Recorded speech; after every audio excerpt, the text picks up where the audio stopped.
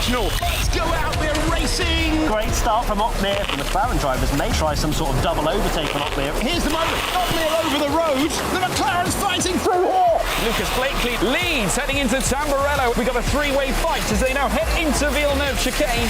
Absolute skirmish out front. Ronnar, you'd have to imagine, is going to try something, but Freddie Rasmussen is nailing these corners. Half a second, that's a lovely buffer. Can Ron Hart force him wide? He shows him over the curb.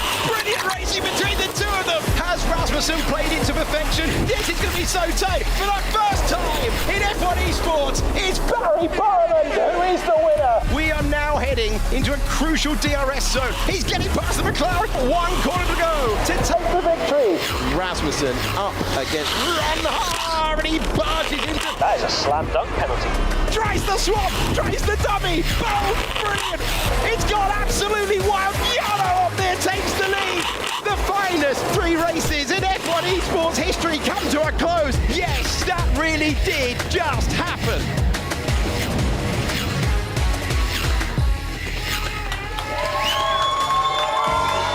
Hello and welcome along to the F1 Esports Series Pro Championship 2022. It's the final quali show of the year. We have a champion still to crown. There's all kinds of pyrotechnics going on. There's the squad behind as well. Yes. Will Lucas Blakely take the championship, or will Thomas Ronhart or Freddie Rasmussen have something to say about it? What is going on here? This, and it's off. Lovely. How about We that? are once again the final quali show of the year. Hayden Gullis, how are you feeling about that? I'm feeling good. That was an energetic walkout. That's what we love to see. The fireworks. Where's that been all season? Real energy. Real energy. Memorable. I'm a little bit worried about the show, though, because I just pulled out a wire. So I'm a little bit concerned. It How might be have a you short... managed that? Well, it was just dangling, and I just pulled... She pulled it. Yeah, but Brilliant. anyway, listen, that should be fine. That was Are we the off spark, the air wasn't it? Yeah. Yeah. And George, the final quali show. We've still got a champion to crown, Yeah, but it's going to be a hard one to be anyone other than Lucas today. I think it's going to be a tough day at the office, I think, for a lot of other drivers. But then you've got the pressure cooker situation if you're Lucas Blakely, so it's all or nothing. The only one bit of good news for him, he's actually going to possibly have some helping hand off his teammate too. So Well, indeed, Barry out of the championship fight, despite being able to, if he wins and get the fastest lap, it won't be enough on count back. So we've got three officially, mathematically, in the fight. We should probably mention as well these that are currently. We've all got newspaper presents because it was a Secret Santa. Yeah. So George Morgan, why don't you open your Secret Santa? Shall I go first? Yeah, go on. OK, then. Let's see how well wrapped it is, because I think Is it duct glue? tape was used. Oh. So Suddenly got cold. 1 minute it's fire, next minute it's snow everywhere. What is it? Ooh. Oh, what have we hello. got? What have we got? The old stuff. Brilliant. What is it? Outstanding. Where's the camera? This way? They're everywhere, Over there. mate. They're everywhere. No, Knee support. Knee support. Well, okay, for context, Yeah. right? You've been complaining about your knee, I've had a knee problem. ever since you walked in. Yeah, it's the really. winter. The cold doesn't suit me, Matt. It's not good. But yes, I'm getting to that age. Yeah. I hear you would have been a racing driver had it not been I would taking an arrow to the knee. Yeah, unfortunately, it affected my deal with Mercedes. Okay, I'm so sorry about that. Yeah, unfortunately, now Lewis has got the seat. So. Okay, well, whilst you get that out and put it on your knee, Tom Deacon. He's got fire in his belly, but ice cold knees. All right, here we go. Look at that. That's well wrapped. And get out of here. What? Shut the front door. What have we Someone knows me very well. Oh. Nothing says Christmas more than Quality Street and a couple of after eights. Just a couple. That That's is, well, I'll have the whole box. I think that's customary, isn't it? I To have a know whole your box. best work's after 8, mate. Oh, thank you very Yeah, much. that's halfway Yeah. through the main show, isn't it? Yeah. Hayden, Right, let's get into this. I'm jealous then. of yours. That's a great little present. Cracking. A toffee penny. Go on. Oh, I have got a Vlogs racing car. Yes. Right. Yeah. That is sensational. You boys get on with the quali show. I'm going to build this. Yeah, you can. That'd be great. And let's open mine. Here we go then. Oh, I've gone from bottom. Here we go. What's the... Panettone? Is that how you say it? To be fair, that is getting absolutely smashed. Thank you very much. Let's get rid of the newspaper because no expense spared on this show. So thank you, whoever the Secret Santa was, even though I'm pretty sure it was Tom. Hayden, I hope you enjoy your racing cars. I will. The knee support is actually out I as think well. I might have to get it on, I think. Let's give it Okay, a go. well, there we go then. The last This show. will be built by the end of the quali show. Amazing. I'm making that promise. And we don't have a Christmas tree, but I found. put it over You're just finding everything today. Like, it's the found last some of show. these. It does feel Christmassy, doesn't it? OK, whilst you figure out all your presents, we've got on. Yas Marina coming today, Abu Dhabi. But before we go into what's happening today, let's take a look at what happened yesterday. Let's reflect, guys. I know that you're really involved in your presents right now, but Brazil, it was a big race for Lucas Blakely. And my goodness me, did he deliver? Yeah, I mean, when the pressure's on, everybody was so close in this championship fight. Lucas Blakely stepped up to the challenge and blew the field away. A great lap in qualifying, put him in the perfect position, and then he just drove away in the race. Anything that everyone threw at them, wet weather, dry weather, he could handle it all, and that steering wheel was fearing for its life at that big screen. I'd love to know how his voice was the next morning. And then, of course, seeing that amazing emotion. And I just want to say to that, he should never, ever be embarrassed showing that kind of emotion. That's what we want to see. We can see how much effort and work he puts into this. And to see that sort of outburst, that just pure joy, the amount of hours he posted the other day, he's put 1,000 hours into this game alone. Yeah. Like, there is so much blood, sweat and tears put into this. Some people would look at it and go, oh, it's a sign of weakness in some way. No way. How many people can say they've put so much effort and love and time and dedication into something that you have that sort of emotional response? So it just goes to show how much it means to Lucas, and I can't wait for him to potentially wrap it up today. It's going to be brilliant. Well, God, I hope you're not jinxing him. Well, I'm a bit worried, though. Is this a sign? Because I've got after 8. If he finishes after 8... he doesn't win the title. Yeah. That's very... It's true. Wow. Whoever bought me this? I'm a genius. George bought it then. If someone's just tuning into the show now, they're going to be thinking, what on earth are you wearing, George? And that's what I look like LeBron James, don't I think, at this point. The spit of him. Absolute spit Well, of he him. wears things like this. He does, yeah. Right, As so an we've athlete. reflected on Lucas. Let's take a look now at Freddie Rasmussen and how his race went on in Brazil. And it was another quiet, composed, big point score from Freddie Rasmussen, fighting Barry Burman towards the end. Donoso had a great qualifying, but was soon dispatched by the Red Bull driver. And then it was a straight fight for P2, and Freddie coming out on top in that battle meant that Barry did not come into today with any chance of winning the title, but that may well play into Lucas Blakely's hands come later this evening when we might see some teammate tactics. But Freddie, another decent drive, but it seems like he's very much on his way to another bridesmaid role. Yeah, it's looking that way. I mean, it was a cracking job from him all day. Great qualifying again, and also a brilliant race, but unfortunately just held up a little bit too long by Fabrizio Donoso, and then that battle with Barry put him 2 seconds off, and to catch up 2 seconds in F1 Esports is a mammoth of a task, so it was never going to happen. So for him, he'll be happy with P2. He's still in this championship fight, and anything can happen. These drivers are so close together that Lucas Blakely, even though he hasn't done it all season, might not make it to Q3. Wow, he's made it every single time this year, but maybe today. That's why you're tuning into the Quali Show, right? But yeah, it's going to be interesting to see if he can... Because you said about the pressure cooker at the top of the show. I think that Brazil was more of a pressure cooker, personally, just purely for the fact that he had the drivers catching him, he had Ron Hart eating into his advantage. To then turn around and have such an incredible performance and then compare it to how Ron Hart got on, it was a big swing. Yeah, it was a big swing. And I think, you know, it was a defining performance. I mentioned it on a tweet yesterday. I think with Blakely himself... On a tweet? On a tweet. George Morgan TV? On George Morgan TV. Oh, perfect, yeah. Just get the sure plug in now. Yeah, perfect. Had it yesterday, wasn't it? Tom Deacon comedy? Right, carry on, yeah. Yeah, but, you know, it's like you say, it was one of those scenarios where you had many drivers still in the fight for the championship. He's eliminated a few of them now off the back of that great performance. It was a dominating performance too. It was impressive from that context, but now this is it. It's the last chance. This is it for the title. It certainly is. Let's take a look at Ron Hart's race now, shall we, and how it all fell apart for Thomas after mounting an incredible championship challenge. It just went away from him. Now, one of those moments was, of course, Luke Smith staying out on the intermediate tyres, trying to help Patrick Schipos try and score at least a point for the Alpine team. But in the doing that meant that he then got very involved with the championship fight. Hayden, how did you see this one? Yeah, I mean, look, we were kind of praising it yesterday from Jake Benham's point of view, but you're helping a driver try and win the Drivers' Championship. This one, okay, there's a lot on the line for Alpine. They don't want to finish bottom. They don't want to receive zero money from this prize pool. So there is something to fight for there, but it could have been done in a better way, maybe getting out of the way of the championship runners and then helping out the drivers that were just ahead of Patrick Schiphos, just holding up those guys who were, of course, out of the championship running, but could help them gain points. It's a really good point, right? You know, the fact is he wasn't breaking any rules by doing what he was doing, but like Nicholas Longuet, for example, in Japan, he said, I'm going to go on the mediums, I'm going to try and drive away and not get involved in the title fight. And he was fighting for a victory here. Alpine were trying to score a point, but in the meantime of doing all of that, cost Ronhaar a massive opportunity going into today. Yeah, well, when we looked at Jake Benham, we were like, oh, I can see why he's done that till he get. For me personally, I didn't like it yesterday at all, and I often sit on the fence, don't I, Matt Gallagher? But on this occasion, you hopped right off. I feel like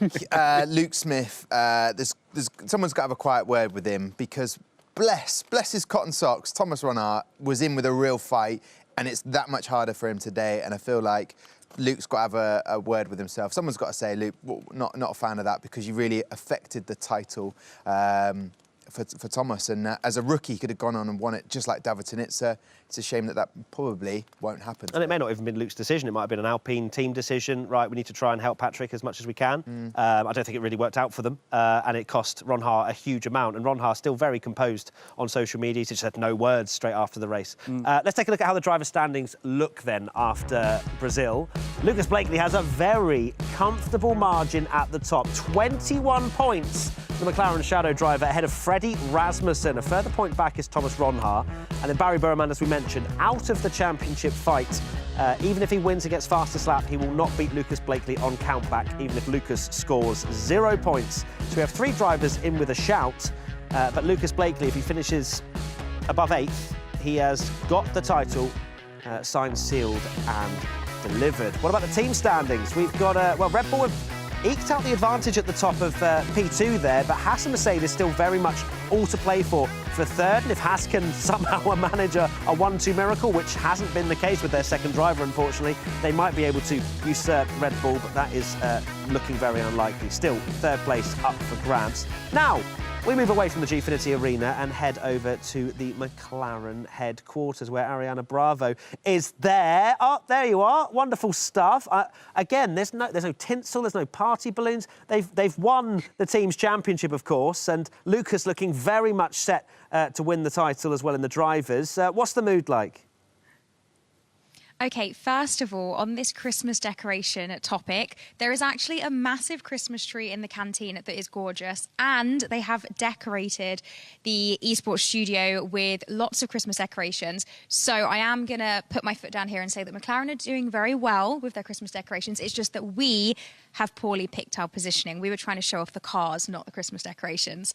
However, putting that aside, Lucas is feeling OK, you know. He's feeling pretty calm, collected. The atmosphere amongst the team is also OK. Mixed feelings, of course, with Barry pretty much being out now of that chance to bag the championship. But they've already sealed the team championship, and that goes to show that they're real team players. So I think they are feeling OK, but not super confident because they don't want to get ahead of themselves. So you've been lucky enough to obviously be there, see how the team's working over the last couple of days. What have you noticed in the way that they all work together? Because, of course, Lucas was speaking a lot about the team and how it's not just him and Barry, it's a lot more behind the scenes. Yeah, this is a really close-knit team. As soon as one of the sessions finishes, the drivers are going around hugging all of the engineers, the strategy guys. They're really close-knit, going to lunch together, always cracking jokes when they're out of the esports studio. So there is a really nice feel here, and I think that that is reflected, like I said, by the fact that they wrapped up that team championship. But Drivers' Championship is still on the line. Lucas is so close to clinching it. I spoke to him earlier today to see how he's feeling heading into Abu Dhabi. Let's see what he had to say. Lucas, so it's a new day now. You had a fantastic day yesterday, bringing home the win, and you've almost got one hand on the trophy now with that 21-point lead. How are you feeling going into today? Yes, I mean, so far I feel pretty relaxed, pretty good. Obviously the nerves will kick in the minute we get into qualifying. But yeah, yesterday was such a great feeling. It was just quite overwhelming with a lot of emotion. So it was, yeah, yesterday was really special. But I mean, again, when it's a new day, a new race, you know, the head just gets straight back down and you're just instantly into, you know, focusing on the next thing. So, you know, that's now focusing on qualifying, and then after qualifying, I'll be thinking about strategies and the race. So, you know, there's always like one thing after the other. So quite quickly, you know, you change your mindset and you know, it's just another race day. So, yeah, we just got to optimise it. And what's the atmosphere within the team at the moment, and how are discussions going in terms of how you're going to play things today with yourself and Barry? I think the atmosphere, honestly, right now is fantastic. I mean, we've always had a great working dynamic as a whole, whether it's between, you know, Barry and myself, Wilson, you know, the engineers, the drivers. Everyone gets, you know, everyone's in sync, which is really nice when you're all pulling in sort of the same direction. And yeah, I think, you know, we're all in really good spirits. We all have a rough idea of, you know, what we want to be doing. So yeah, it's now just about, you know, giving it our all and sending it a bit, and should be good fun. Thank you so much. Good luck today. So, as I said, the emotions have been put to the side from yesterday. Lucas is fully focused on today and hopefully sealing that championship. But if he does, can you guys actually imagine the atmosphere and energy here at McLaren? There will 100% be a party, and I'll be there. I'd be scared for the windows, to be honest, Ariano, if how loud he was screaming yesterday. Tom made a strange request during that VT that he doesn't believe that the Christmas stuff is as good as maybe you're saying, and he wants to see you post it on your Instagram. That's essentially what he said. Whether you want to do that or not, you can absolutely ignore him. But I want to thank you very much, Ariano. We'll check in with you a little bit later on as well. I'm sure Tom will be checking to see if that post came out. Strange request, Tom. Any particular reason why you didn't believe her? Well, I've just had a look at Ariana's Instagram and I didn't see a tree. And as we know, if there isn't a picture, did it really happen? So I'd like that to be confirmed. It's a strange request, but hey, it's coming to. It's the last quality show of the year. So it's the last quality show. It's almost Christmas. And we don't have a tree, so you're jealous. Yes, that you might basically. have a tree. How's your car going along? I think we've got the base Yeah. going, so we're getting somewhere. Amazing. We'll see at the end. Has he got to complete it by the end of the show? Yes. Yeah. We've made that up on the spot, Challenge so accepted. if not, it has to go in the bin. So, speaking of McLaren there, Barry Burman's role today could be really crucial, right? I know we can expect Lucas Blakely to make it through to Q3 and do it on his own. However, if he can't, we've seen teammate antics already in the last couple of races. Could we see the same with Barry? Certainly can, and the good thing about McLaren is, you know, Barry is one of those drivers that is always up at the top end of the field. You know, we've talked about it so many times. Marcel Kiefer missing out on Q3 a lot of the time. Same with Jake Benham, and then you've also got the Haas teammate for Thomas Ronhaar, whether it's Staukalek or Van Erven. So all of those guys have kind of been missing out on that. Whereas for McLaren, they have a driver who can get in the mix at the front if something really bad happens today. And of course, Lucas Blakely doesn't make it into Q3. Barry's on pole, and he can take that win, so it takes away the chance for the other two to get it. And that's the reason why McLaren have run away with the team's championship as well, with the fact they've had two incredibly consistent drivers. Right, let's move on now to our magic moments of the year. George, you're up first, my friend. Oh, yes. Well, my magic moment was USA. An amazing moment with Jarno Opmeer, Thomas Ronhaar, all of them in the mix. I tell you what, I had a huge smile on my face watching this, and I know that Alex Jakes got very excited too, but Brendan Lee was also caught up with this brilliant bit of battling happening between Thomas Ronhaar and Barry Burman. Of course, Burman was in the title contention, but Jarno Opmeer caught them napping at this stage as they made their way through the final sector. Brendan Lee also fancied his chances, but Opmeer, the Flying Dutchman, had the tiger line. Ronhaar tried to send it up the inside, looked to have achieved it, but then, of course, Opmeer sliding on through and takes the lead of the race and then takes victory as well. Easily one of the most chaotic endings to an esports race we've ever seen. And we thought at that point, is Jarno Opmeer going to mount a championship challenge? Of course, it fell away from him right at the end. But still, that was an epic moment, wasn't it? Epic moment coming off the back of a win in Mexico as well. And yeah, we'd sort of written Jarno off thinking, nah, he's past it. But no. Well, I heard it. I heard someone say past it, or he'd made a pass or something. But basically, he was back in contention, and we were thinking, hang on a minute, is Jarno going to do it? Unfortunately, it hasn't worked out for him. But it is good to see Jarno happy in that sort of celebration It moment. was a great recovery, wasn't it? Tom, seeing as you're speaking, why don't you Yeah. tell us your magic moment? I'd love to, Matt. Coming into this season with 13 race starts, it's Barry Boromon. He'd only finished highest before in Mexico, second, and Austria in third place. But step up a little bit of Spa action, and he gets that win over Freddie Rasmussen, who started on pole, and as we've seen this season, 4 poles in total and not converting them into wins. And then from that point, Barry Boromon just showing why he's in with the Drivers' Championship contention. Second place finish in Zandvoort, Monza and Mexico as well. And then a podium in Brazil last night. But what I love about it, it's just showing the quality. And I think having a second driver is good to Lucas Blakely. It's just pushing Lucas on. So if he does win it today, I don't want to jinx anything, but it just goes to show when you've got 2 really, really in the moment, dialed in drivers, how much they can do. That's a good point. You know, the fact is, both being up there fighting for the championship can push them to an even better level than what they maybe thought they could manage. I mean, I think Lucas said he'd never had to dig so deep. And I think that some of that is testament to Barry pushing him the entire season. So that's a really lovely moment. Thank you, Tom. mate. Glad I could Hayden, share. your moment was actually my moment, but I let you have the moment. Oh, 'cause, thank you. That was a So moment. kind. I just witnessed a moment. That was a beautiful moment as well. Don't get jealous. Right, Hayden, what's yours? Well, it all started off in the final 2 laps of Austria. We had Jarno Watmir making a great overtake on Lucas Blakely, but it was for this man, his first race win in Austria, having to fight, you know, one of the old guard, the guy who's been there pretty much since the beginning, so consistent, Freddie Rasmussen, the great battle between the two, back and forth.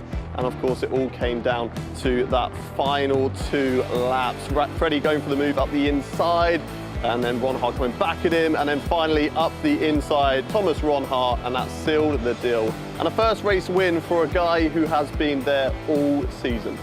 Now, for me as well, that moment, not only with the actual battling, but Alex Jakes in the commentary box then, I was stood back and just, I listened to that bit of commentary. It is absolutely epic. He's actually getting married today, so I want to wish him the best of wishes for today.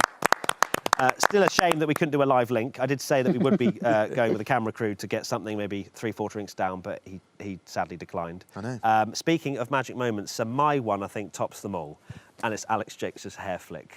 Let's take a look at this. He's not here today, but my goodness me, he made a mark on this series. The French, you think it's out of place? Oh, no. Oh, no, he knows what he's doing. Oh, yeah. There it is. That was special. There was no one in the crowd at that point. And Brilliant. pointing straight over there.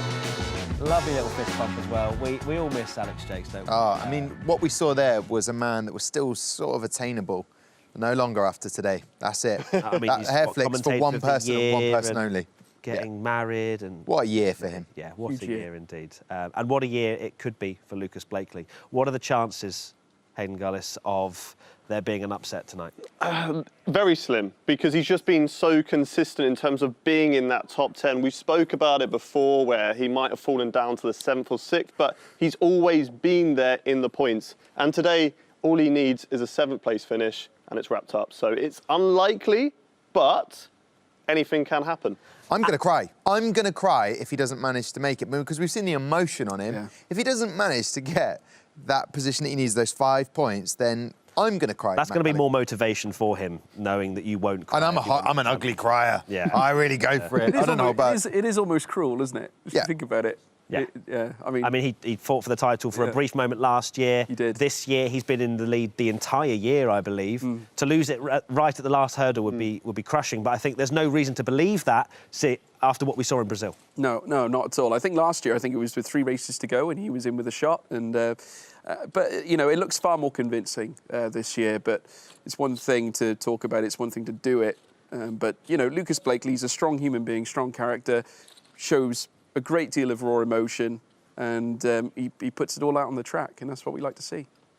It's interesting that, you know, we say 7th or above, easy. But in this esports world, in F1 esports, if you qualify just a tiny bit badly, like Otmir's had some poor qualifyings this year, and he has struggled to make it up through the field. Brazil, he really struggled to get through the field despite starting, I think it was 9th. So let's not count it out just yet. We could be in for an interesting battle. So let's take a look at the last quali results we had around Yas Marina. We have to go all the way back to 2018, and Freddie Rasmussen will be hoping to replicate the form he had 4 years ago. And it was ahead of Brendan Lee and Daniel Beresnay. And yeah, Freddie Rasmussen will definitely hope for a pole position once again if he wants any chance of taking the title today. And there is the beautiful Yas Marina circuit on Yas Island.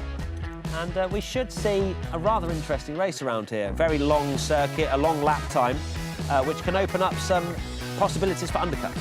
Yes, absolutely right. It's been slightly modified as well since we last came here in F1 Esports, the final sector, and not to mention Turn 5 as well. It's a lot more flowing than what it used to be, which I think suits these cars, I think, a lot more these days. And it makes it a great track for racing as well. Brilliant track for the last race of the season. Won't go into too much detail on that, but certainly with a title battle on the line, just makes it a little bit more tantalising. There was a name there, Matt, that I saw. Alec van der Waal. I don't know if you remember him. The pro draft was here, got selected by McLaren Shadow, and how far they've come since 2018 as a team. And it was stood just behind me and told Lando Norris he could probably teach him a thing or two. That was one of my highlights, I have to say. And now he's not fielded in the drivers, is it? Yeah, but I mean, but it's obviously it's gone on. Lando's gone on to be an actual F1 driver and do very well. So maybe Alec, he's got a lot to answer for, and well done to him. Absolutely. Let's take a look at the driver lineup then, shall we? And who will be taking part in the final race of the year, in the final qualifying of the year? We've got Longuet and no Beresnay. We've got Porodies instead. Josh Ido, Yoni Tormala, Patrick Sheepos, Luke Smith, Simon Weigang, John Evans, David Tnitz and Brendan Lee, the 2 world champions at Ferrari, finishing the season there for the Prancing Horse. Then the second page, we've got Ron Har and Staukalek. What will Staukalek do in this particular race? We'll have to wait and see. Finish, hopefully. Yeah, that's a good start. And then, of course, the same lineups for McLaren, for Mercedes as well. Benham fielded once again. And the 2 Red Bull drivers of Rasmussen and Kiefer. What will Kiefer get up to as well in the race tonight? And then Caraton and Haddad. Matthew, I did some research, contacted Philipp Schneider. He is not racing. He hasn't raced in any of the races. You're about to tell us which toe, aren't you? Yeah. Yeah. Go on then. Would you like me to? Because he's not racing because he's broken a toe. He messaged me and said it's the index toe, whichever one that is, on his right foot. So is that the one next to the big toe? I guess it is, yeah. Because if you think about index finger. Yeah. I don't know about you guys, but I feel like right foot, that's throttle pedal. There's not too much to... It's not too much. Are you saying? Are you saying he's copping out? I'm saying that's a cop out. And is that why you're suggesting he's not racing because Luke Smith then stepped up and then has caused the scene? No, that's this one here. You know, it's protected by the others. So it's just the throttle. If it was the brakes, you know, we've seen how hard Danny Beresnay hits that brake pedal. Yeah, you can stick with that opinion. I ain't coming after Presnay. I'll go back to building my car. Let's head over, before we get into the craziness of Q1. It has begun, but of course they're all on intermediates and doing silly things like that. Let's go to Ariana Bravo once again at McLaren. You're with Wilson Hughes. What are we expecting from the McLaren Shadow boys today? Well, firstly, I'm glad that we are able to interrupt that toe conversation because I think that was going on a little bit too long there. As you said, I am joined by Wilson. Wilson, final qualifying of this season. How is the atmosphere up there with the team, especially given this added pressure of the potential Drivers' Championship being won? Yeah, well, the atmosphere is actually really good. You would expect it to be a little bit more tense. Barry, he's kind of just fighting his heart out in the last race. And then Lucas, obviously, there's a lot of added pressure there. He's got a big gap, but nothing's promised in racing. So he's trying to stay focused, trying to stay composed. And yeah, the atmosphere is pretty relaxed. And what about this track specifically? Because as we've just heard the guys saying, last time we were here was a few years ago. How are you guys feeling about tackling this, and especially in qualifying? It's started now.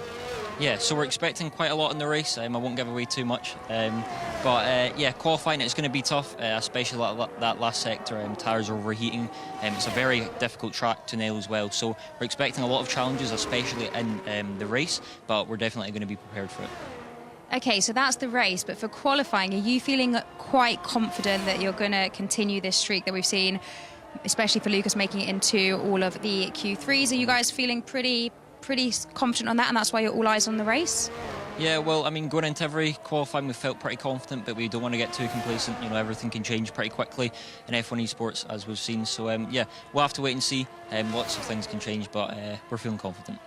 I feel a little bit like I'm going to jinx something, which is why I'm trying not to say too much about potentially wrapping the championship up. But are you guys feeling that added pressure, the fact that this Drivers' Championship is on the line? I know you keep saying that you're calm and, you know, you're taking each session as it comes, but are you feeling that pressure or nerves, or just complete block that out? No, we don't feel really any added pressure. We just know what we need to do what we've been doing for the last 11 races, and we'll see what happens. I love that. I love that confidence there. Thank you so much for joining us, Wilson. I'm really excited to see how qualifying goes, guys. Back to you. Amazing stuff. Wanted to ask a question myself, but we didn't manage to get it. But it's fine. I was just going to wonder how they were going to basically fend up. Oh, are they still there? Are we? Can we? Oh, Yeah, we're still here. Come back. Yes, there we're back. Can I ask Wilson how have they managed to kind of prepare for any antics that the Red Bull or Haas teams will do to try and cause Blakely some problems today, like we've seen in the last couple of races with other teams? So the studio want to know, how have you and the team been able to manage the possibility of some antics from the other teams? We've seen that coming up in the last few races. Have you guys discussed that, prepped that? You know, it could be a potential thorn in the side of Lucas and securing that championship. Yeah, well, I mean, I think every team has kind of looked at that possibility of blocking and cars waiting and holding people up deliberately. We're definitely aware of it. It's difficult to perform strategy around it, but at the end of the day, there's not much you can do. Racing's racing, and we're just going to drive as hard as we can. There you have it, Matt. They're just going to drive as hard as they can. Perfect. There you go. That's about as much as I expected to hear from Wilson. I'm sure they have their own game plans that they're not going to give away. Tom Deacon, you've enjoyed an after I was a eight? bit annoyed that Ariana Bravo put her foot down on the toe chat. No, I'm really glad she put it. No, I feel like there was a lot to discuss there, tactics-wise, but I wish Philip Prisnada a speedy recovery from his index toe on his right foot. And because of him not being in, Luke Smith and those antics, as Wilson Hughes calls them, case closed. We'll discuss that probably at the end of the season. That was really far too dramatic, wasn't it? Is it not? I've lost my page, actually. Yeah, that's not so great. As we can see, I believe we've got some soft tyres out on the track now. 12 minutes 45 to go, Q1. We've skipped through the Intermediate Tyre Championship because, well, who really wants to watch that? And nobody actually set a lap time either, which I'm very sad about. But Nicholas Longuet is out there in the Alfa Romeo, and he's certainly had some form of recent, and he'll be hoping to get the Alfa Romeo at the very least into Q3 and potentially pick up the pieces of some championship nerves, potentially, with Longuet's qualifying form looking really good. Of course, securing the victory in Suzuka after the Benham went out and caused all kinds of chaos. Longuet, I'm sure, will be looking at the similar sort of thing today, where I think, if anything, we're going to see more antics than we've ever seen, if there is a possibility that Freddie Rasmussen or Thomas Ronhaar can win the title. Yeah, I think it's going to be very frantic. I think the second drivers in those teams are going to be very busy and trying to almost build an advantage for their own drivers that are involved in the title fight. But Longuet, I mean, it's a return to form, a win in this final event as well, which has certainly garnered him at least something out of this season. Of course, he's been very unfortunate as well, but claiming yet another podium is a massive deal for him and a huge confidence booster, especially coming into the final event here at Yas Marina. And no doubt these drivers are still fighting for their seats as well, because of course we've got next season as well that's going to be coming up in 2023, so that's going to be fresh on the drivers' minds. Can they solidify their position with their respective teams? We'll have to wait and see. But yes, he is out on a fast lap, and it will be a representative one because he's on those softs. I think what's really great about this, if you look at it from another way, yes, the team championship has all been pretty much sewn up. I know that we've got a little bit of a battle between the likes of Haas and Red Bull and Mercedes. However, look at it another way, if you're tuning in, is what these drivers are on the shop window again. I know that I'm looking ahead to 2023, but it's a real opportunity for someone like Nicholas Longuet to just cement that place and show what kind of form these drivers have got, or what potential that they can show. If they would like to move teams potentially, or a team like Williams or Alpine fighting to make sure they don't finish bottom of the team championship. So there's lots of storylines within this last race of the season. And one storyline right there was Longuet losing the back end out the final corner, and the same for Thomas Corrales as well. He goes slightly slower than what Longuet managed, 0.7 to a 0.8. Patrick Schipos is going pretty quickly and goes fastest of all with a 22.6. That's a pretty decent lap time from Schipos, hoping to build from the qualifying confidence that he had at Suzuka, which unfortunately for him got too good of a start and ruined his race before it even begun.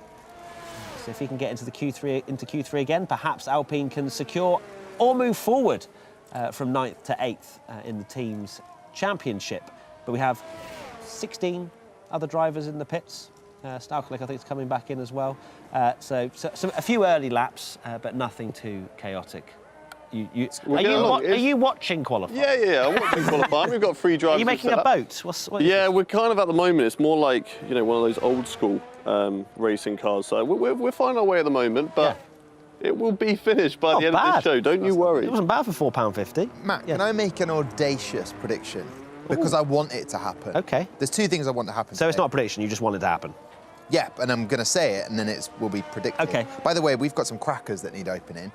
Second point is the fact that Daniele Haddad making it into Q3 and giving Williams a fighting chance today. And also, I really, really want Joni Tommala to have a good race, because he has said that this season is cursed for him. No matter what he does, the season is cursed. Some drivers will probably want this year to end, get in the bin. And I really want Joni to do well today. So those are my predictions that I'm hoping they get into Q3, both of them. You look like we need a camera over him. Can we get like No. What's the age on the box, out of interest? What's the age on the box? He threw it behind him. The giraffe now leans behind the seat. I feel kind of responsible that we 6+. 6+. Yeah. If you don't finish it. Yeah, if you to be fair, it's a big manual. Yeah. 6+. So fair play to Is you. it 6+ or up to 6? That's more pages than most of the books that You I want read. me to sit next to you to make it look like it's a sort of parental moment that we're Getting you ready for the future. Yeah. And thankfully, that's the end of that chat. Marcel Kiefer is out there putting some heat into those soft tyres for his first run in Q1 in the Red Bull. What kind of role is he going to play?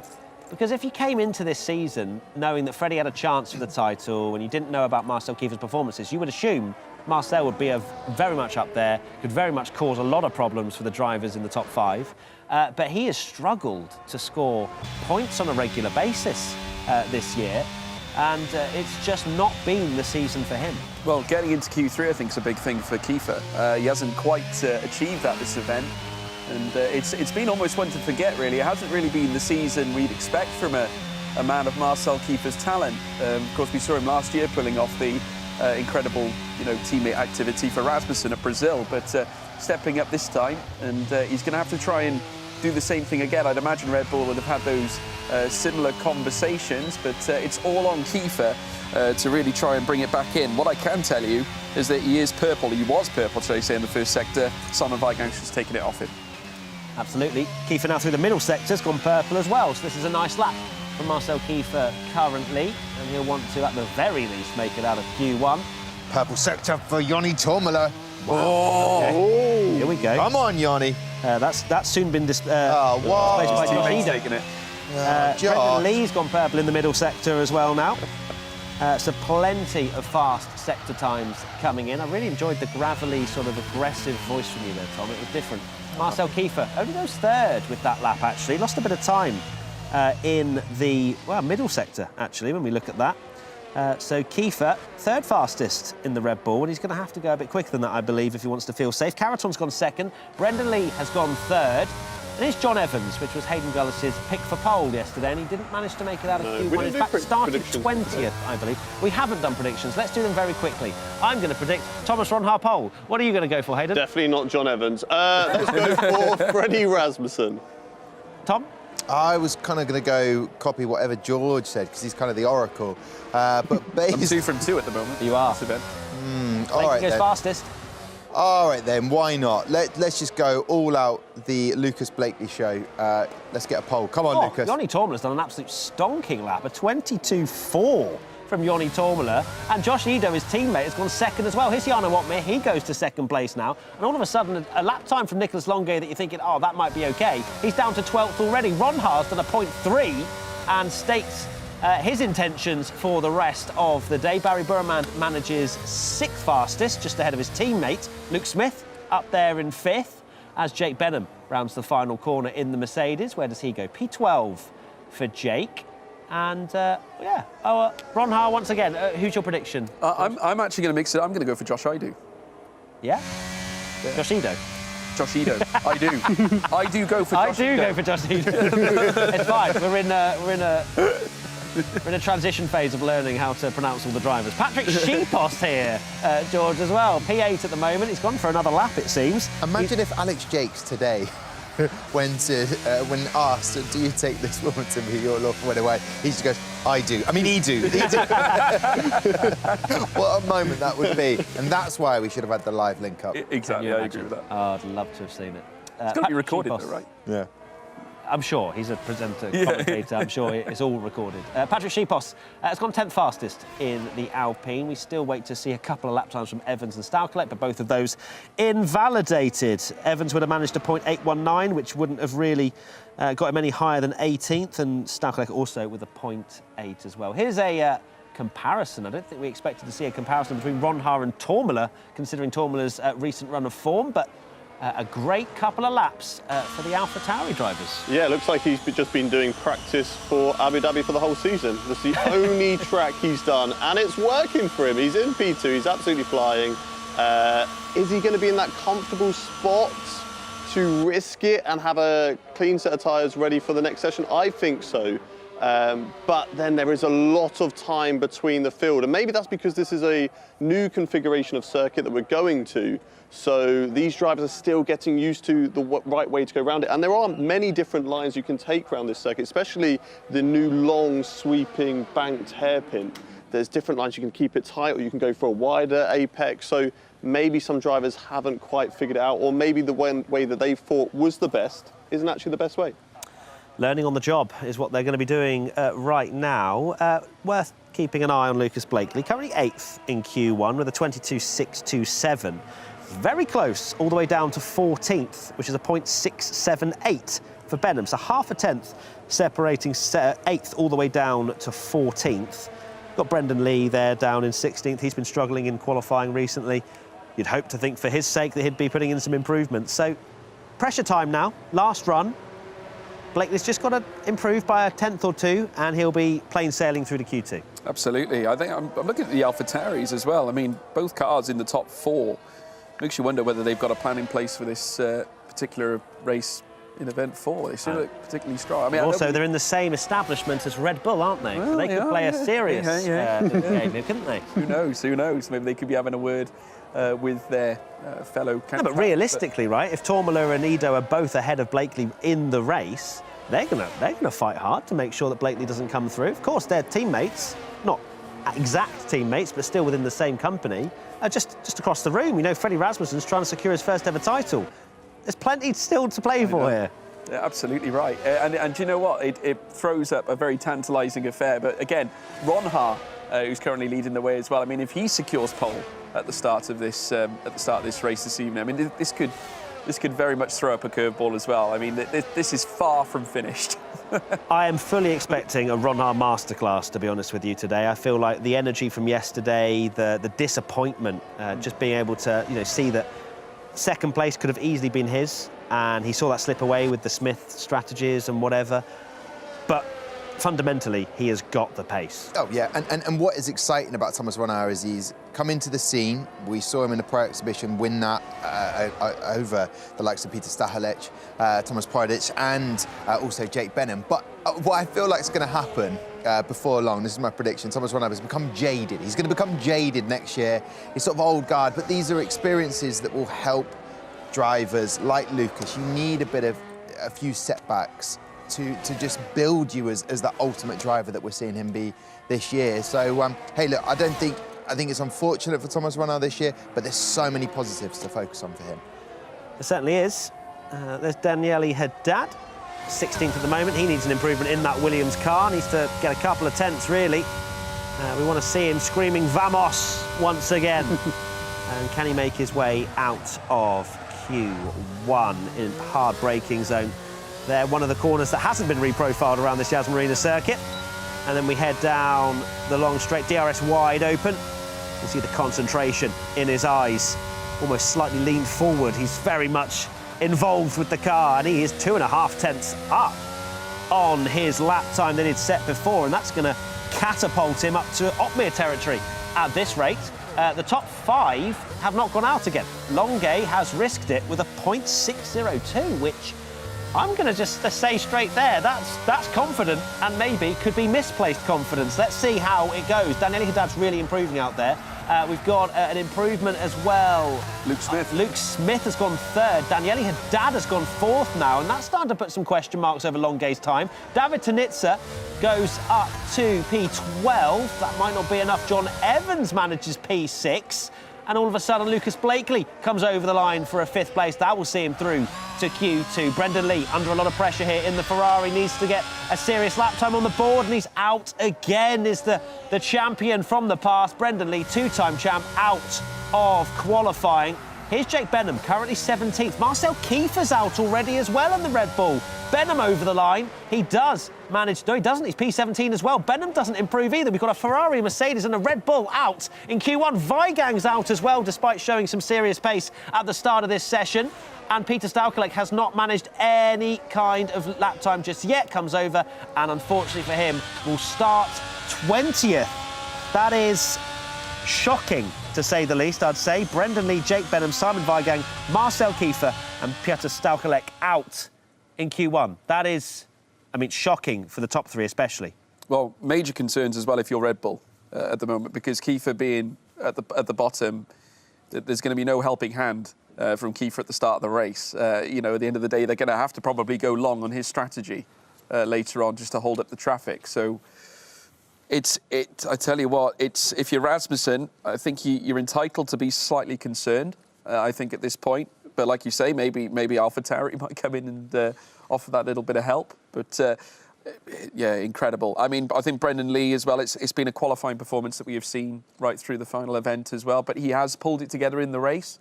We saw it at Japan, and then we've seen it, oh, dearie me. Yeah, we don't tend to see much... That's Rasmussen-esque. Yeah, we don't usually see much emotion like that from Brendan Lee, so not too happy. There's Jake Benham, he's out as well. And disappointment for him after some pretty decent qualifying performances, out qualifying Otmir a couple of times. And there's Marcel Kiefer. It's going to be a massive dent to his confidence. He had wanted to have finished the season at the very least with some kind of decent position. Yeah, definitely. It hasn't worked out. Yeah, it's not been a season to remember for Marcel Kiefer, and it's a shame for him because when he jumped into the Red Bull team, things started to look like they were going to be going the right way. He was fighting at the front, helping out Freddie Rasmussen. They were working so well together, and unfortunately, it now just seems to be falling apart. But it was also weird that the gaps were just so huge between the guys in first and the guys who were getting knocked out. So this is probably the biggest gap that we've seen in F1 Esports in a qualifying session. And once again, Ronha, one-lap wonder. No one beats him, despite going early in Q1. He's managed to save a set of tyres. He's going for one thing today. Yeah. He's a man on a mission. He is going to prove everybody, will prove to everybody that he is the guy. He might not win the Drivers' Championship, but he's definitely the Rookie of the Year. He's definitely the exciting driver that's going to come into 2023. And I think he is on the shop window for every other team that's thinking, hey, we could do with maybe a second driver that's got the pace. So fair play to him, and all the best. I'm sad to see the likes of Brendan Lee go out and Marcel Kiefer. It's not how they want to end the season. Or Simon Weigand for Aston Martin. I mean, he's one of those drivers who's been there or thereabouts, but the form has definitely dipped off. So yeah. But hey, anything can happen. We've seen it happen. They kind of get into the points. Expect the unexpected. Now, let's play a little game whilst we look at Thomas Ronha winding up for a lap. Where does Ronha go next year? Ooh. What team? I think I could see a Dutch partnership. Yeah. I think an Otmir Ronha partnership. You reckon Mercedes? Okay. Tom Deacon? No chance. I feel there's too much. When you get too many Dutch people in one area, it's just going to go off. You can't risk that. I feel like they'll keep the Jake Benham and Jarno Opmeer partnership. They like each other. They get along. You see how successful that is with Lucas Blakely and. But what about Moreno's seat? I hadn't finished yet, Jordan. I was not just kidding. I feel like a team, like, maybe Red Bull. I know it's crazy, but why not send them in the pack and then have 3 drivers that can race in all of the tracks. And Liam Parnell moves back to a quieter role, but is still sorting out the setups. He hasn't raced. No, an even quieter one. An even quieter one. He's on the border of AlphaTauri as well, so they're just there in the middle. Fair enough. Hayden? Well, it's definitely a good point, but whether those AlphaTauri drivers can step up to the plate, I feel like they'd probably pick one of those guys. For me, Ferrari. Yes. Hayden, you copied my magic Sorry, moment. mate. You copied my prediction You're just as well. on the same wavelength. You know, you're enjoying the car. I You're am. welcome. Whoever got Whoever. But who would leave, though? On that basis? Well, look, I mean, you finish your point first, Hayden. Whoever would leave, you know, I think Brendan Lee's looked like the stronger of the 3 drivers. I think he's got the majority of the points there as well. Fabrizio Donoso seems to be doing more of the races than David Tonitza. So I think Ferrari, unfortunately, might have to not necessarily cut their ties, but move David Tonitza somewhere else in their programme to other sim racing. But that's, for me, maybe where they need to go. And that might be good, actually, for David Tonitza to go somewhere else to freshen things up.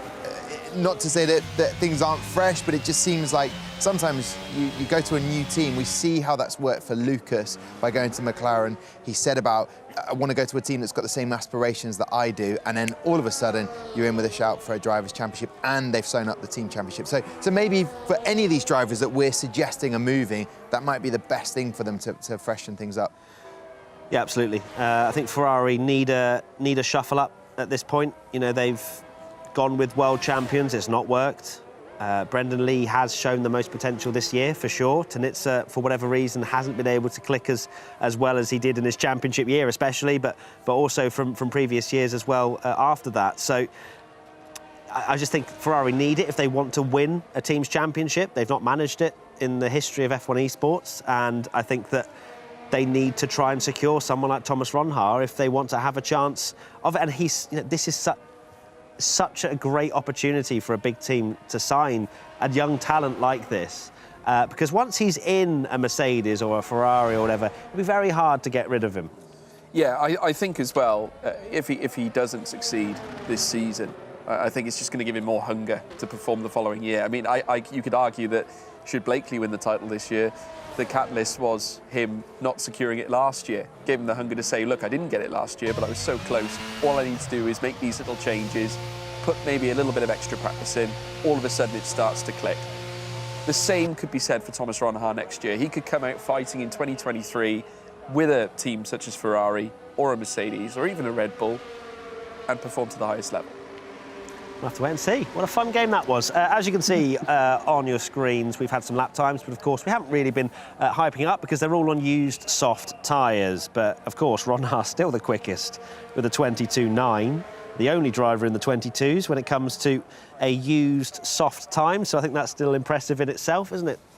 Very impressive. Did you want to open a cracker? May I? With you? You've been looking at with me. That's not going to be difficult. Sure. Here we go. Are we going to go the easy way?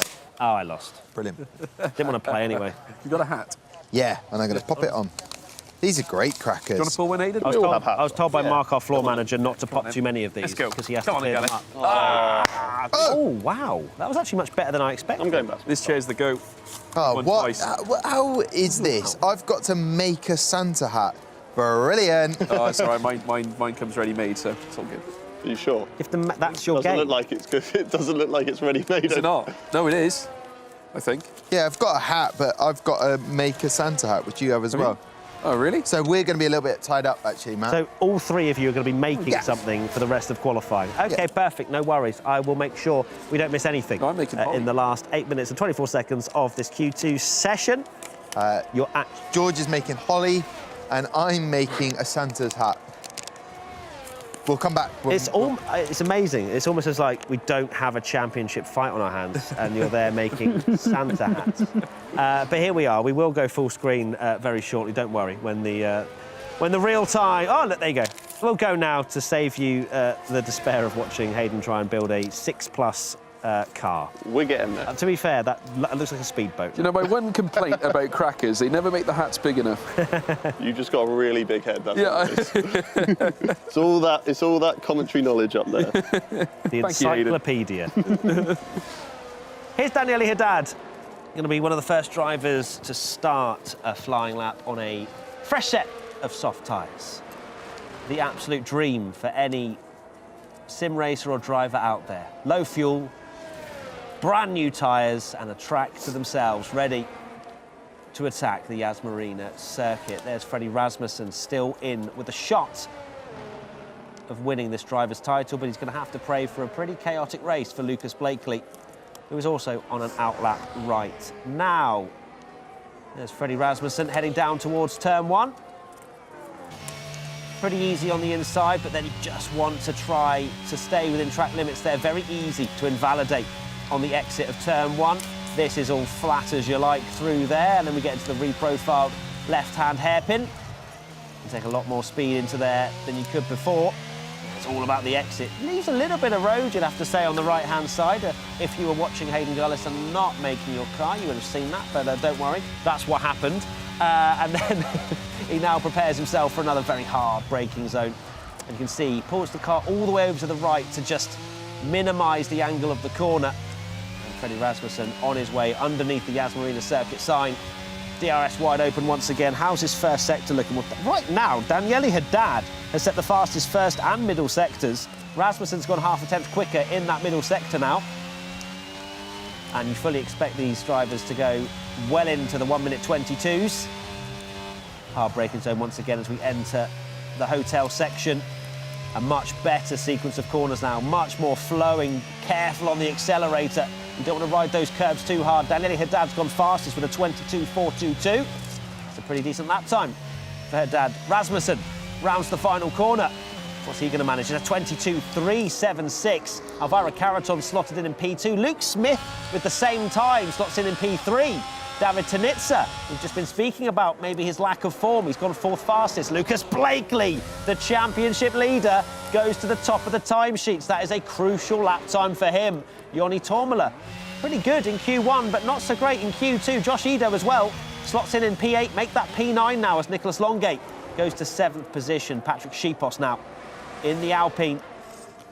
Currently 12th fastest, but that was on his used set of tyres, and it's no improvement whatsoever for Patrick Schipos. Jarno Watmir can only manage 10th in the Mercedes, and Barry Burramund goes to P5. But after that flurry of laps, it's the championship leader, Lucas Blakely, who's at the top of the timesheets and is just answering any questions we might have about whether he'll make it through to Q3. Stop the quali now, not only because it will be my first prediction correct all year, but just giving other people a chance, actually.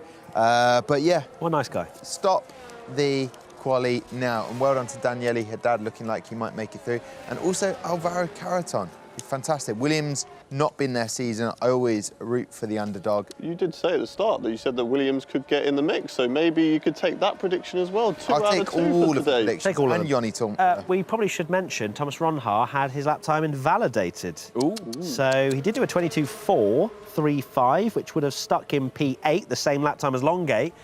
But unfortunately for him, he's made a mistake on his quali lap, and we saw that a few times in event number 3, I want to say, where Ronhaar leaving it right to the last minute. Was it Spain? Yeah, No, Spa, I think Spa. it was. Yeah. But he made it count every time.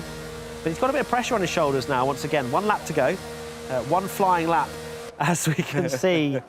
Look at it. Where are the wheels? We're getting there. We're getting there. That's a Q3 You kind of put it there like you'd finish. I was just taking the time to see what is going on in qualifying. Mate, thank you. I appreciate you kind of focusing in on that. I've got a joke. Final sector, I'm hearing Ronhaar made the mistake on his flying lap. Yes, Tom Deacon. What do you get if you cross Santa with a duck? What do you get if you cross Santa with a duck? I heard. Christmas quackers. Is actually? You're so disappointed. No, I'm not. As No, a that's comedian, he wanted to deliver the joke and you ruined it. No. That's why I said No, nothing. don't I wouldn't have got it anyway, but that's incredible, Hayden. That's Well great. done. Wasn't. That's the biggest contribution you've made to this quality watch along today, Hayden. Back to the car I go. Oh dear. Everyone's in the pits. Hayden, what have you made of qualifying? It's been very exciting. We have got I've made a car. I've made a car. We're getting there. This has been It's your the pride highlight. and joy, isn't it? Yeah, I can look, see come it. on now. Come on. Look, it's now finally starting to look like a car. And we've got an Alfa Romeo out on track. It's going for that final run. There we go. Ooh, look at that. Beautiful. The rear wing. I even put a sticker on, which I was quite worried I was going to place it in the wrong place, but there's a little bit of a bubble in there, but we'll ignore that. Other than that, We wouldn't have okay. noticed it, but now you've pointed it out. Everyone's looking at it. I wouldn't be showing it off so much right now. You need the wheels on. It's not really a car at the Say moment. no more. On Thank its you. way. But we have got the end of Q2 coming, so I would probably suggest watching that over. Or Maybe you're do both. It is 6+. Yeah. But we're going full screen once again. You're like a polite parent, just nudging. Please, just stop that and pay attention to what we're doing. I did hear your 2023 F1 Esports contract is on the fact that this is built by the end. Oh, of the okay, quality. right, well. So you're not watching the rest of this. Don't now. ask me any questions anymore. Oh dear. Right, 1 minute 45 to go. Thomas Ronhaar, a bit of pressure on his shoulders. Did not manage to get a lap time in on his previous flying lap. Made a mistake in the last sector, which, surprising, really. It must have been in those last few corners under the hotel, potentially, taking a few liberties. Yeah, absolutely. There is actually a section, in fact, we're going to see Thomas Ronhaar taking it now in a bit. You can run very wide, leaving, you just saw the Aston Martin taking it too.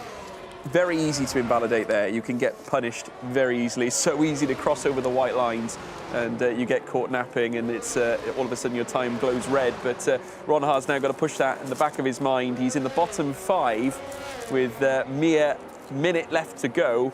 Lucas Blakely on top. Confidence as well. In the pits, championship leader taking... He's just like, no, actually, I'm P1. If everyone improves, fair enough. But that is confidence, to knowing that the championship's on the line, to stay in Stick it at the pits. top and then all of a sudden say you're not going out for one final run in Q2. Probably one of the most, I would say, tense moments in the session. Yeah. I Mind think games. I love it. It's incredible. That is amazing. George Morgan, take us through Thomas Ronhaar's lap, will you? Yeah, we're all now right on board with Thomas Ronhaar very short. As he now rounds through turn 5. He's got a long straight to take at the end of this road. You can just see him at the bottom left hand of your screen.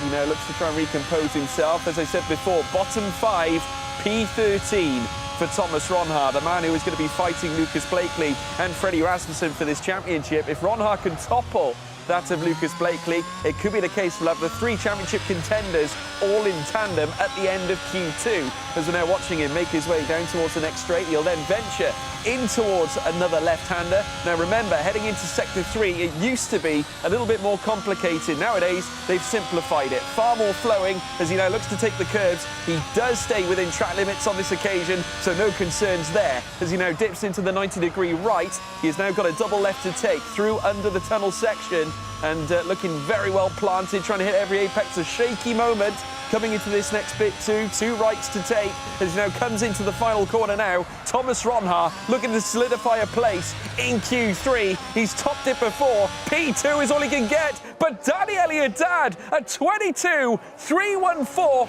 You said he looked good, Tom Deacon. The Italian is not messing around. And here comes Johnny Tormler as well. Oh, wow, Yoni Tormler to the top Wow. of the timesheets. What a laptop. Alvaro Carreton now. Blakely's getting a little bit squirrely, I reckon, in 5th place at the moment. I think he's just about going to get away with it. Josh Edo goes 2nd fastest. There's plenty of improvements coming here. Otmir can only manage 10th, which means Shipos could knock Otmir out, and he does. Rasmussen at risk. Barry Burmand as well, out. So Freddie Rasmussen's going to stay in, but Barry Burmand in the McLaren Shadow car can only manage 12th. So that is a disappointing qualifying for him. We had Blakely ending up 6th there, which I think he was maybe sweating a little bit in the garage, seeing all of these fastest lap times come in. But he gets away with it. He gets another fresh set of tyres.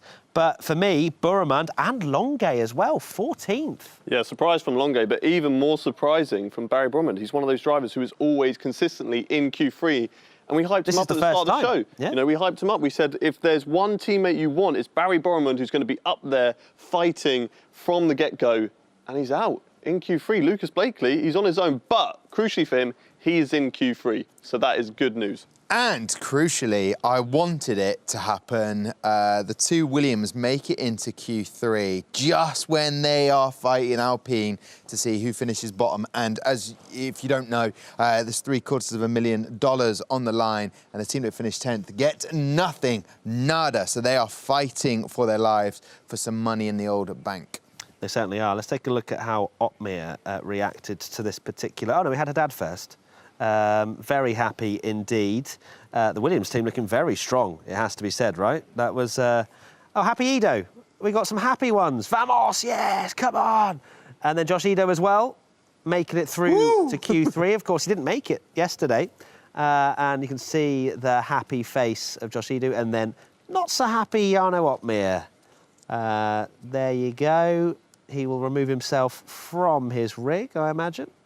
No, wants to stay there. But not great for Otmir.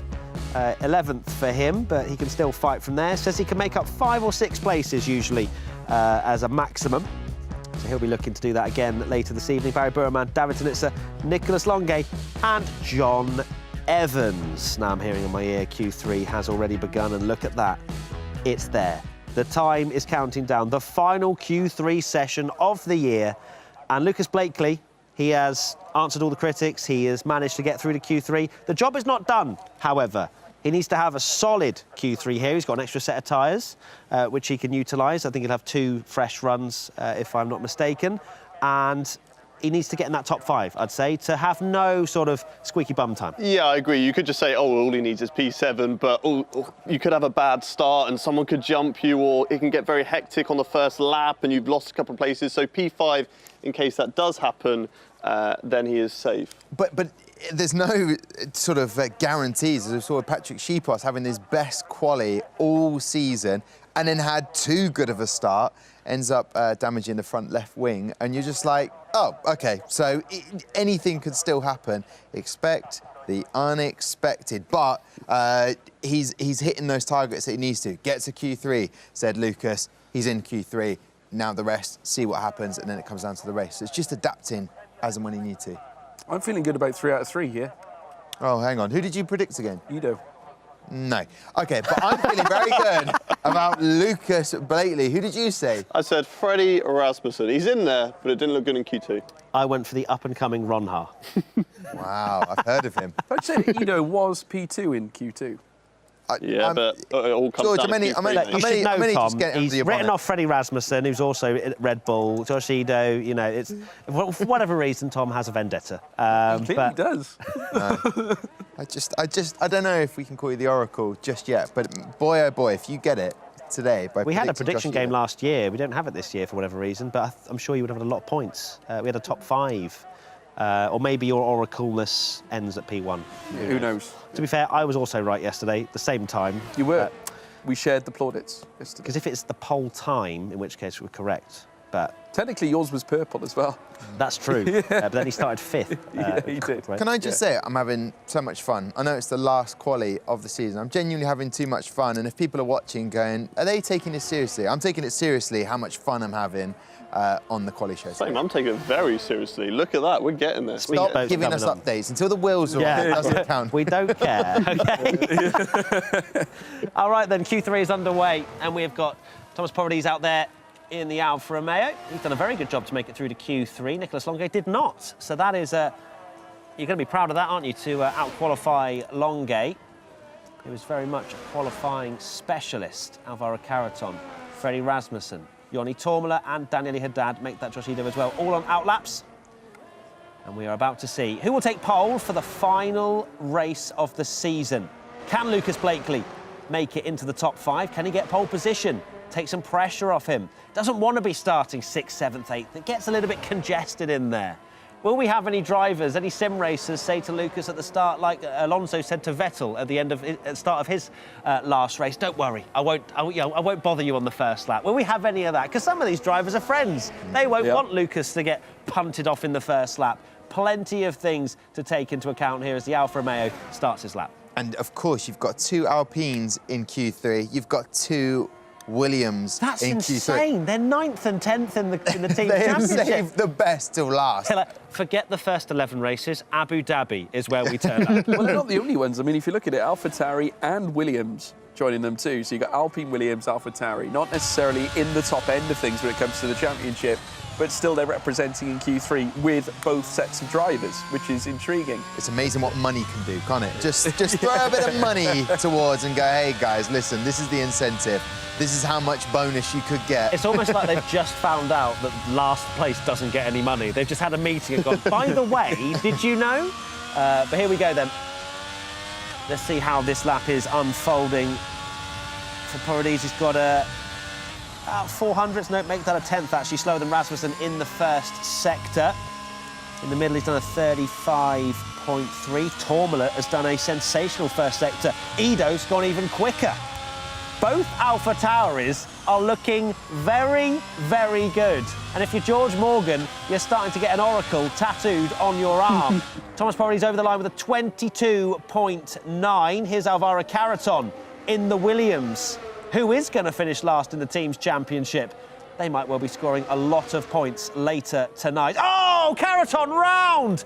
The penultimate corner, Carreton makes a huge mistake. And here comes his teammate Haddad, who misses the apex as well. He's messed up not only his own lap, Carreton, but put off Haddad as well. And that is going to be an invalidated lap time for Daniele Haddad. And here's Freddie Rasmussen. How's he getting on? He's done a 17.2 and a 35.1. It's about a 10th slower than what Ido is doing behind. Freddie Rasmussen needs pole position, and he needs to pray for a Lucas Blakely disaster class later. And Freddie Rasmussen does a 22.7, but Joni Tourmalet with a 22.3. Has Josh Ido displaced him? 22.152 for Josh Ido. That is an incredible lap. What about Lucas Blakely? What can he manage? It's third on the grid for him at the moment with 5.5 minutes to go. George Morgan is pounding his chest. He cannot believe it, but Thomas Ronnar to the top with a 22.053. What a great lap time from Ronnar. What about Luke Smith? That's not going to trouble anything. P6 for him at the moment. We thought Josh Ido had done a sensational lap, but Thomas Ronnar was like, yeah, now take another 10th off that. Well, I mean, I have to tell you, it's great because these are teams that we haven't necessarily seen in Q3. They haven't yet displayed the same pace all season. They've come here to Yas Marina and they've come to produce a clinic. Last gasp dramatics here in the F1 Esports Pro Championship. But Ronnar taking the early advantage in Q2. We've still got surely just one final run left. So it's all or nothing, but already we're seeing just the flares kick off here at this point. That is an absolutely devastating lap. Huge for Thomas Ronnar. He's nearly dipped into the 21s. Could we see a 21? Yeah, I reckon so. Well, he's got to gain 54 thousandths of a second to dip into the 21s. Hayden Gullis, I know you're still trying to find the wheels, but my goodness me, the wheels are certainly on Thomas Ronnar's car. They are. I mean, we had the splits up there for a moment. It looked very equal in the first sector, but Ronnar running away with it in Sector 2 and Sector 3, a 10.5 up in both those sectors compared to Lucas Blakely. AlphaTauri looking really strong. Out of nowhere, George Morgan once again speaking to the drivers probably before. And then Freddie Rasmussen down in P5 at the moment. So, you know, AlphaTauri, it's good for them that the Red Bull program, they have all these different drivers that can work together. So they are up there. They are going to be fighting in the mix between two of the championship contenders. So that's good news for Freddie. Certainly is. There's Ronnar into the pits to prepare for his final qualifying run of the year. But that is an amazing job from AlphaTauri. Second and third at the moment. Can Freddie Rasmussen get himself in the mix, potentially ahead of Blakely? He'll have, I would say, two light rear gunners there with Josh Ido and Joni Tourmalet. They have been best of the rest in terms of the team's championship. Yeah. So there's not much to play for in terms of AlphaTauri gaining anything further in the team's championship, potentially securing their position, but... A lot of pride, though. Pride, and also a Freddie Rasmussen driver's title, potentially, if they can help out there as well, and I would not be surprised if we see all kinds of shenanigans later on this evening. Luke Smith, P6 at the moment there. but there's some times that are well off the pace that you're imagining there's going to be a fresh set of tyres for the final run that these drivers haven't been able to carry through Q1 and Q2 because of the fact that they haven't had the pace like Ron Haar and Blakely has had. Yeah, certainly. They are looking very good, those front runners. But yeah, Daniel Haddad and Alvaro Carreton, it's just one of those things where it looks so good at the start of the qualifying session for them. They've been so strong and then just crumbling away. I mean, Alvaro put off Daniel Haddad. He also put me off. I think I broke a little bit of the front wing at one point, but it's all right. We put it back together. Want a box? Huh? You want a box? No, it's fine. It's fine. Okay. We're all good. We're back together. But now it all comes down to this. One lap. These drivers, some of them are going to have fresh they're all going to have fresh sets of tyres now for this moment. So it's anyone's game. Certainly is. Beautifully teed up. I've got an update about Arena Bravo down at McLaren. Still nothing been put on the Instagram stories about the Christmas tree. Just thought, Well, in case anyone was bothered about you, and she did. Well, you gave her the option, and she's clearly going with that option to ignore me. But that's a shame, and that's a real sign of what people are like. You've got glitter all over your face. Yeah, I'm not surprised, because I just have that sort of shimmer. I'm that sort of guy. He's got a sparkling personality. Yeah. I was rubbing a ball, and OK. I think this is a family-friendly show, Tom. Come on. 1 minute 27 to go. Q3. It's my ball. Swap seats. Nearly. Wasn't rubbing anyone else's ball. OK. Tom Deacon, everybody.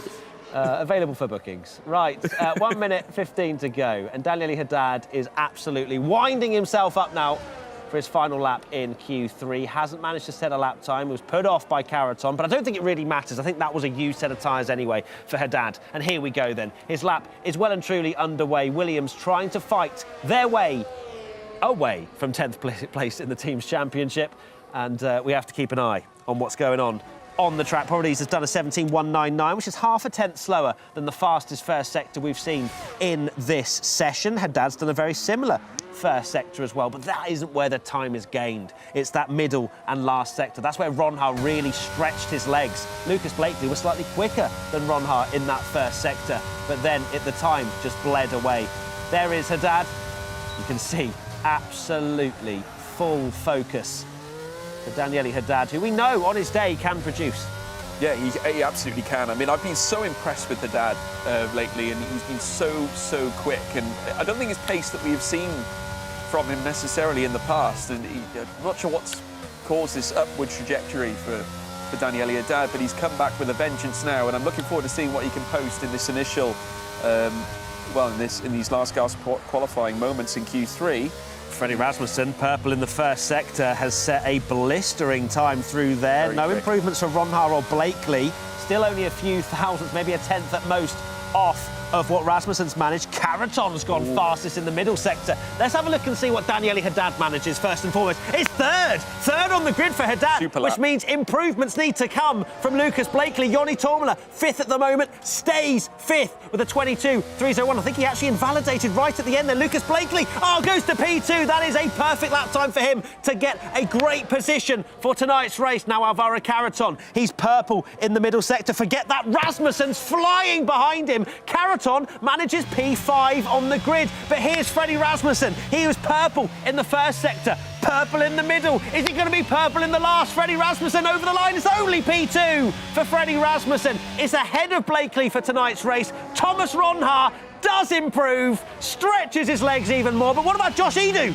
Yes! P1! Yes! Josh Edu! Oh my goodness me! That is a lap. Oh wow! Josh Edu, look at him. You would think that this was How has he done an that? unbiased sofa here. This is, of course, because of your prediction. I feel you now righteous have to wear get a this tattoo. crown. Yeah. I feel righteous to wear this crown. That is unbelievable from you, George Morgan. Fair play to you. Can you just remind us what you said earlier on? I said, George, you're an absolute oracle, a legend. You were the theory behind the Matrix and him meeting the oracle. Epic. I mean, he's predicted the pole. That is sensational from you, George. Well done. But it's even more sensational from Josh Edu. So let's reflect on that. Also, I've been wrong in two predictions over the last today and yesterday, and I've been wrong by 12 thousandths of a second, because that's all that separated Edu and Ron Haar. Of course, Ron Haar yesterday I'll give you a highly had the commended. same. Thank you. I'll have half a crown. But that is, wow. Josh Edu, that is an unbelievable lap from him. Of course, we've then got Ron Haar Rasmussen, Blakely and Schipos, the top 5. Here is Ido, round the final corner. And I'm not going to lie, not only is it an amazing moment for Ido, but a missed opportunity for Tourmaler. Tourmaler did a .117, which would have had him 5th. And there's Ido. This is what I mean, right? I've been calling for this the entire season. Give him a full-time seat. Yeah, definitely. I mean, that's why this is so important for him, because you've also got Marcel Kiefer, who is struggling, so he's seeing the potential of a Red Bull seat next season with Freddie Rasmussen, and if you want to, you know, state your claim on that, go put it on pole. Amazing. Yeah. Will he be able to convert tonight, Tom Deacon? I hope so. I don't want a repeat of a former time when Josh Ido was on pole. It was Imola, wasn't it? Last Yeah, and just took a corner, just didn't hold that grip, and out he went. But listen, I think he's had a fantastic season based on the fact he hasn't raced in every race. That could be questioned all day long, but he's got the raw talent there, and I feel like he's going to be knocking on the Red Bull door, maybe, if he has a result tonight. Certainly. Marcel Kiefer, 19th on the grid. Josh Ido, even though he's not been racing the entire year in terms of in these shows, proving that he deserves a seat. And if he's not given it by Red Bull or AlphaTauri, he needs to look somewhere else.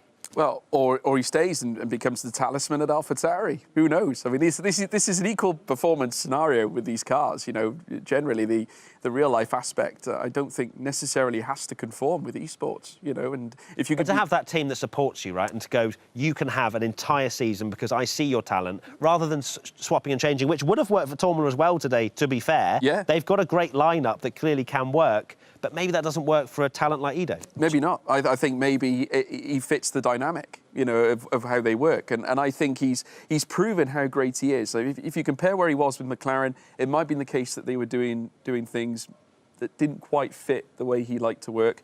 AlphaTauri seemed to have discovered something with this young star. I'm sure you'll have a Discord call with him. I'm sure I will. I'm going to thank him. 3 out of 3. Come on. You have to get a tattoo now. Well, I think the other way of looking at this is actually, it's up for discussion. We've had 4 events, that's 12 races in total. Maybe we just have a couple more events and teams like AlphaTauri can really muscle on in there. I feel like they maybe got the calendar wrong. They thought Abu Dhabi was the first race of the season, because that was sensational from them. Even more sensational, wow. Yeah.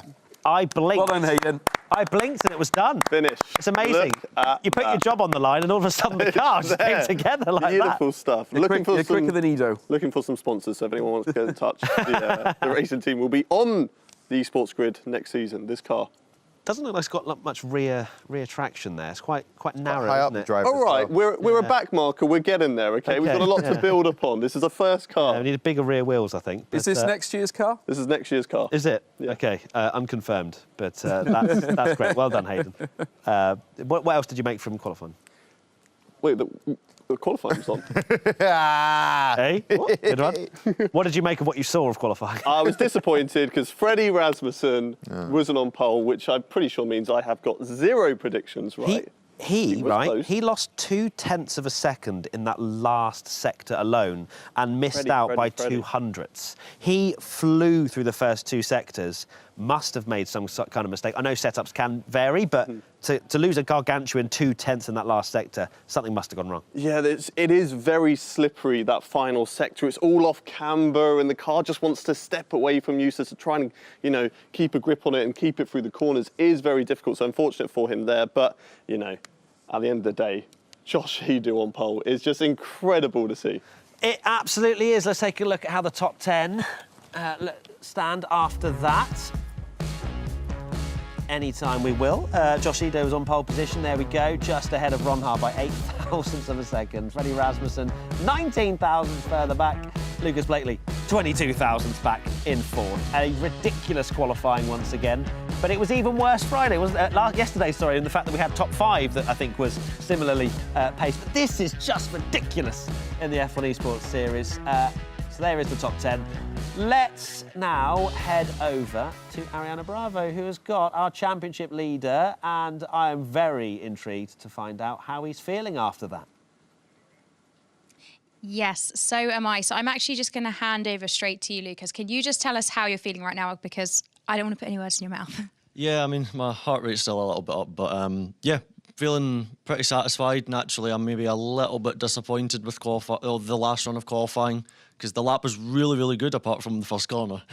So I fell at the first hurdle and had to sort of claw my way all the way back. But I'm really happy with, you know, the whole qualifying. I felt like, you know, I kept finding my feet when I needed to. So, yeah, P4, great place to start for tonight. We weren't just so close to pole. It's always a little bit frustrating, but, you know, in the big picture, I'm very happy. And we saw in Q2 there, you not coming out when many others did to get that second lap in. Is that a sign of the confidence that you and the team have? I think we understand what the limits are, and we've learned all the way through the season sort of like how to predict, you know, how the track's going to evolution, like the track evolution, you know, how everyone's going to improve as the session goes on. So I think we did the first run. I was pretty satisfied with it, and I was, quite quickly I was like, you know what, if you guys are happy, I'm happy to stay in, and we'll recover the set of tyres that I used in Q1. Unfortunately, I didn't put it to much use because my first run of Q3 wasn't exactly great, but at the end of the day, you know, we still, we executed a good qualifying. I think I think the only thing that didn't go right was, unfortunately for Barry, he got, I think a meter board wasn't, you know, where it should have been, so it was impossible for him to know where to brake going into his final Q2 run, which is, the main negative of this quali. But I think, you know, we've got plenty to look forward to going into the race later. Can we just quickly talk about going into the race, because final race, a big one for you. We've seen that we've got Josh on pole position. We've got a few people, you know, out of their usual positions. You're still starting in a strong position, though, with your championship rival right by you. How are you feeling given that? Do you feel that having a few people out of position helps or hinders your position? I'm going to be honest, I have no idea how to predict it, because anything can probably happen in these races. I mean, we've got...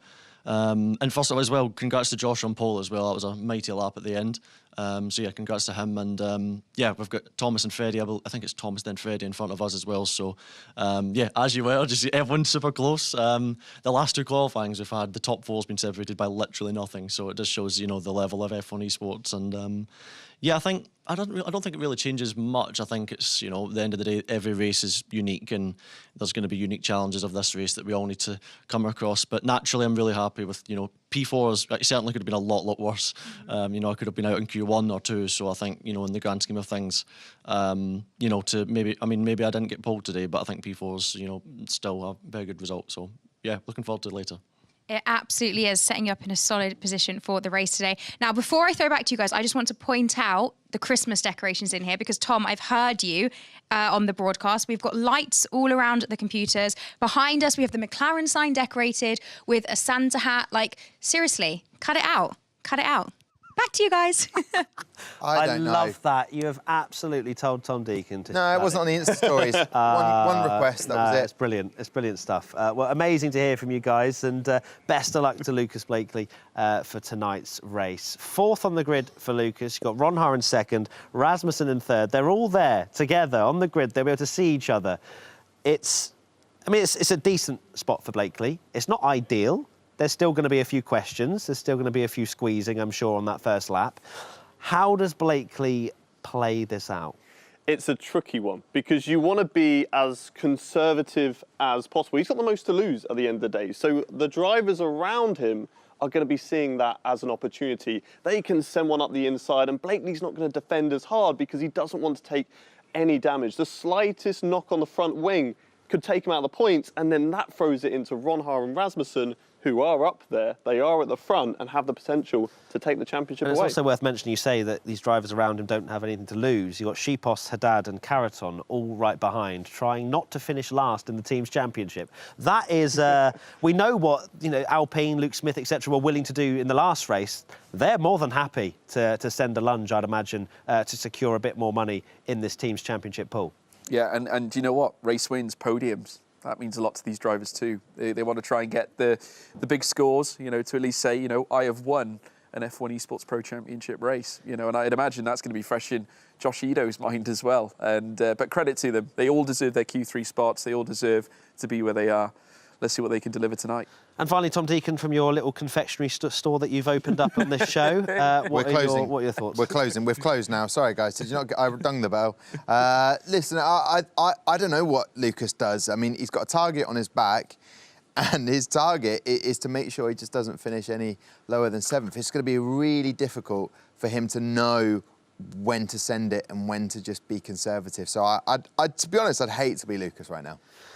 You'd hate to be Lucas. I'd hate he's to be about this to secure the driver's I'd hate title. to be in this race right now in his mind frame. I'd hate to be his ticker. I'd hate to be his heart right now, just beating so hard and fast. But yeah, and by the way, thanks, Ariana, for showing us off the Christmas decorations. I think you said tree, though, didn't you? Yeah, I did. But I didn't want to correct her on that, but that's fine. Good stuff. Amazing. So, this is it. This is the end of the quali show. I'm very sad. But this is not the end because we have the race show at 7:30 p.m. A serious show where it'll be proper serious, no joke. So I'm not allowed to build a car in that one? No. Not. But 7:30 p.m, the championship decided. Will Lucas Blakeley be able to wrap it up? Or will we have an upset on the cards? Thank you so much for watching this quali show throughout the season. It's been a pleasure to bring you this chaos. And we'll see you at 7:30 p.m. to decide this title. Woo! Yeah!